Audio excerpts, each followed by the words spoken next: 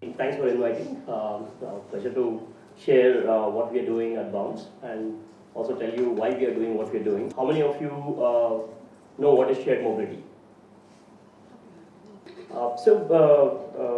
Let me start off with saying how we believe that shared mobility is going to save the world and also make the world a better place. So mostly a cliched thing that you say, but we really mean it here. So I'll just explain why we think shared mobility is super important, super critical for both the economy and how the world revolves. So India, is more than 1 billion people living here, super congested.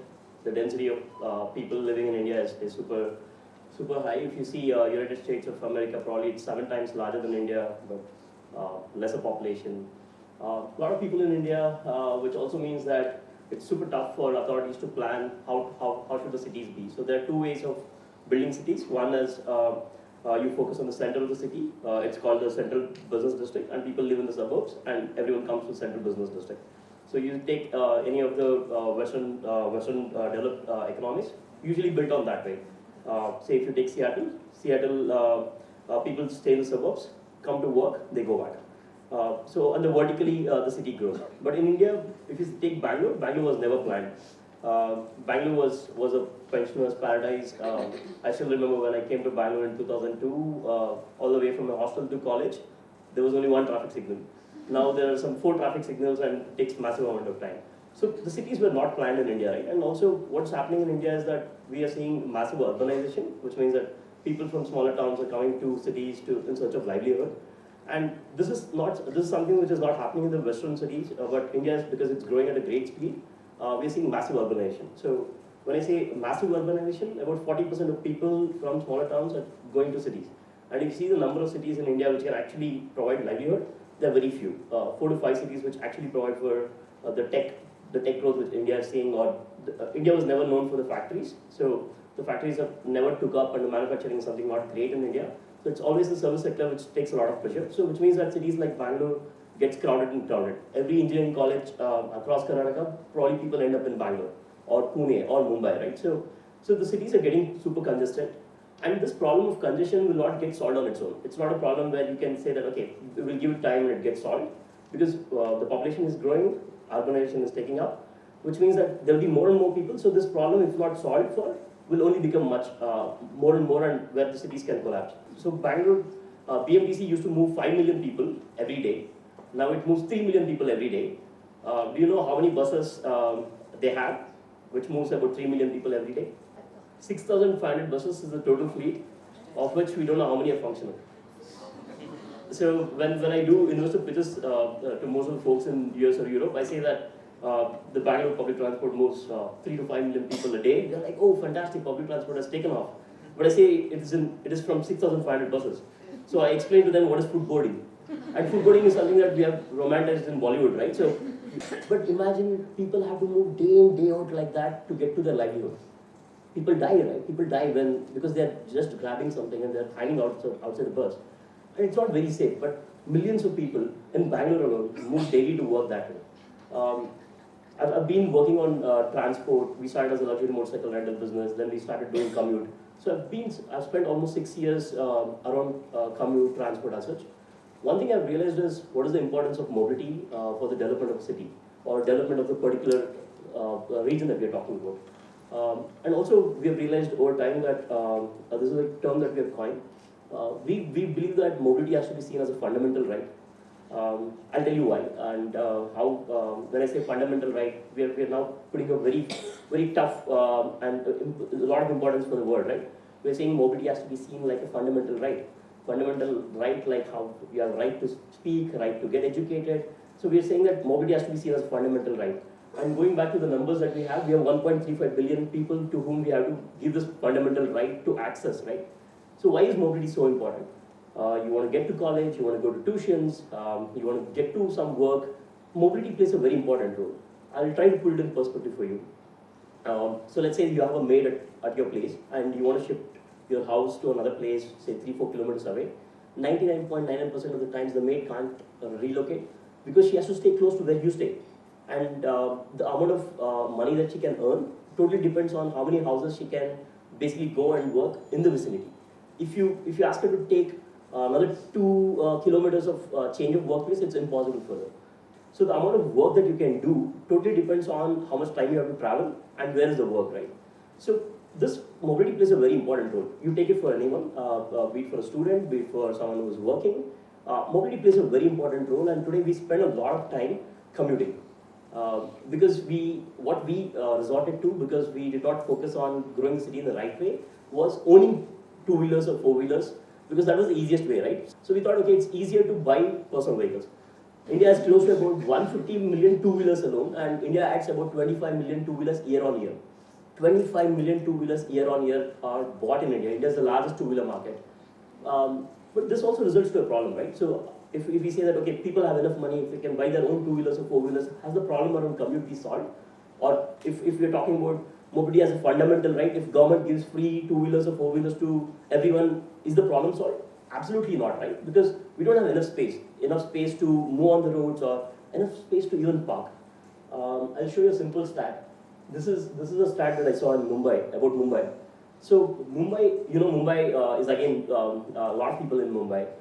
So I'll just again analyze this map for you. I'll give it you a second so that you can read the map. 20% of the land mass is taken up by parking, whereas 52% of the population live within 9.25% of the land mass. So we give more space for parking than for humans, right? So you can see this in workplaces as well. You're talking about workplace. So the workplace is 2 into 2, but your four-wheeler or two-wheeler takes more space. So this is what will happen if people resort to buying their own two-wheelers or four-wheelers. But today there are no other alternate, right? I drive my own car. I take metro whenever I'm going towards Indranagar because I know that there is a metro connectivity. I know first mile, last mile is sorted. But there are parts of the town where I prefer to take my own four-wheeler. I would love to pool, but there are no products around pool. 3 seats are empty and I take a lot of space, right? So this is what each one of us are doing, and we can't find a solution for now on how do we decongest the road, or how can we make better utilization of the vehicle.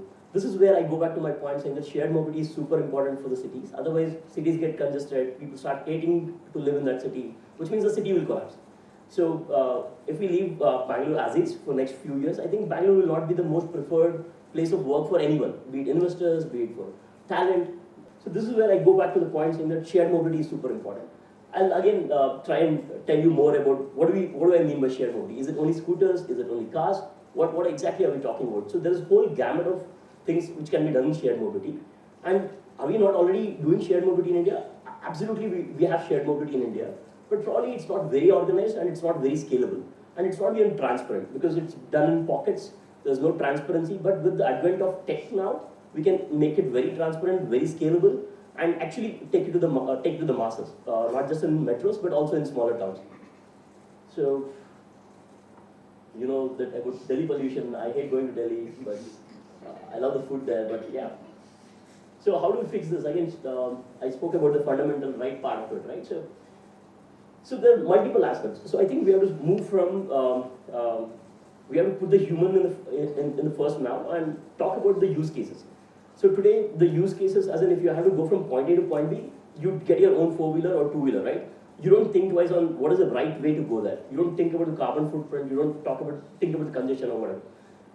For this, a lot of things have to take place, right? As in metros have to be built, but are metros viable for every city? Probably not. Metros take billions of dollars. So metro is not always the right solution for every city size.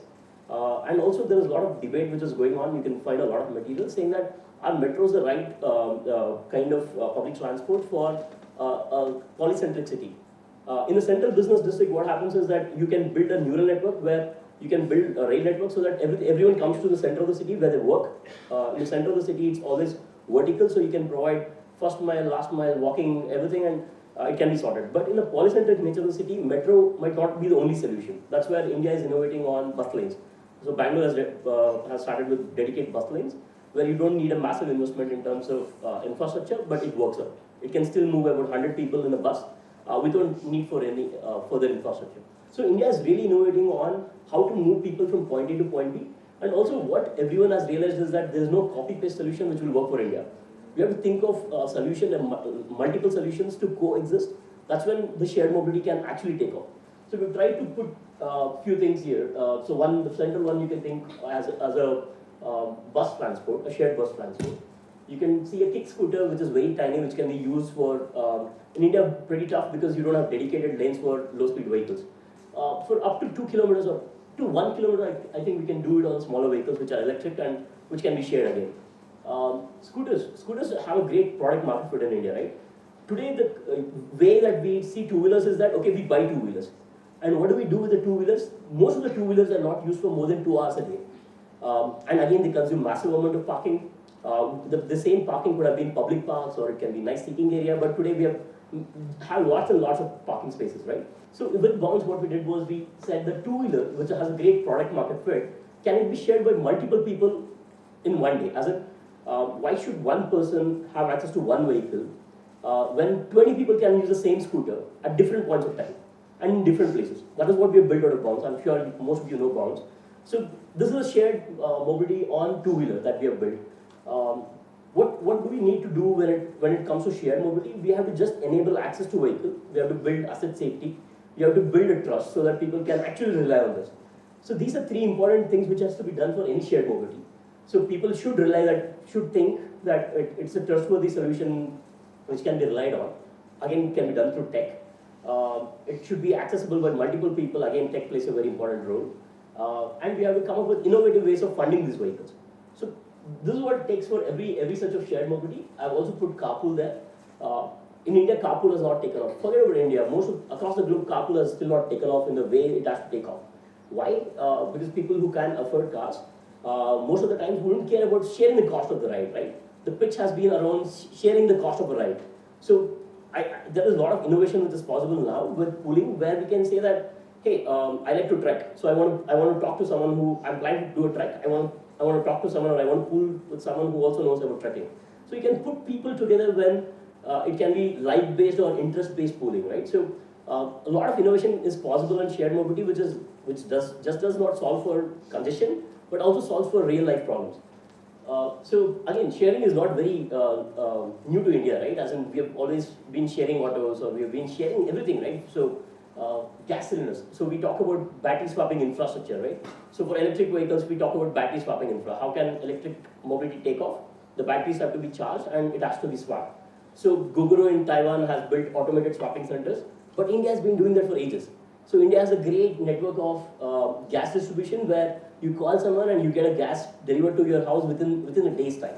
So swapping is very known to India, and these are things which have been innovated in India in terms of this kind of networks, right? So sharing is not very new thing for India. So we just have to now enable this with tech and probably scale it up.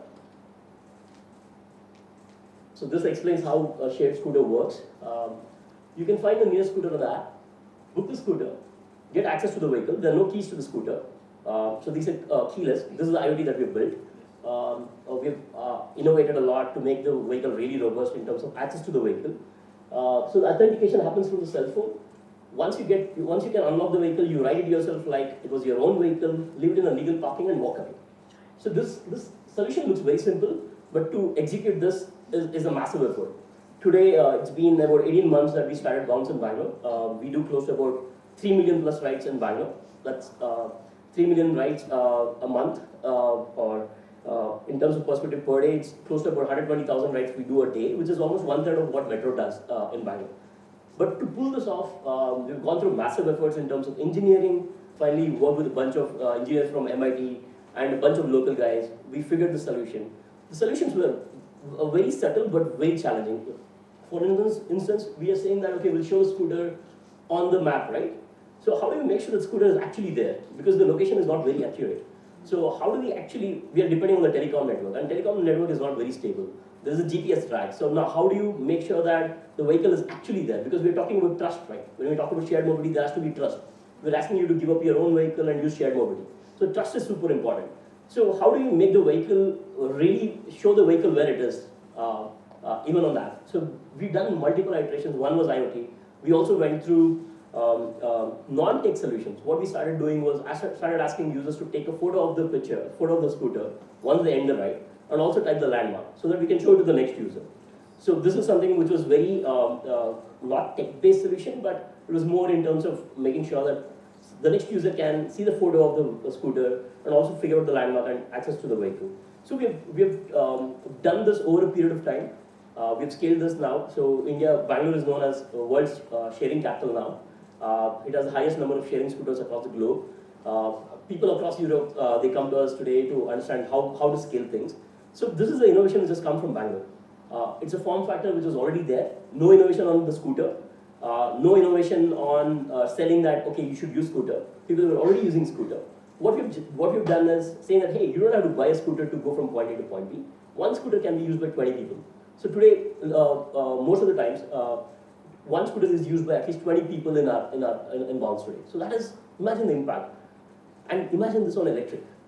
Why will electric happen? Because we have vested interest in that. Our economics makes sense when it is electric. I don't have fuel pilferage that I have to worry about. I don't have to worry about servicing in terms of oil change servicing. So shared mobility companies like Bounce today will push for electric mobility to happen. So these are the benefits of shared mobility assets which will be kind of percolated to the public at large. So global scenario, cycles have taken off really well. Europe is flooded with cycles. Why? They have very dedicated lanes. They have public transport which has already been built for. I told you why it is so hard. There are multiple things. Crazy sensors that we have built. How do we make sure the vehicles there are robust? How do we make sure that people don't steal things? People used to steal the tires. Now we have made in such a way that the tires can't be stolen. We have built our own electric vehicle now because there was no electric scooter out there. So from March, you'll start seeing electric scooters built from India, which I think is one of the craziest things of being a startup. You try solving a problem and do whatever is required. I encourage each one of you to think, how can we actually solve for this problem around mobility and congestion? Because as long as humans are around, we will have to move from point A to point B, and the problem of mobility is going to be there forever. So it will just keep changing, but the problem on mobility is going to be there forever. So I think it started from the time we invented the wheel. The problem is going to be there forever. So please think on this. This is a large problem, and the solutions are never enough. With this, I'd like to end my chat. Thanks.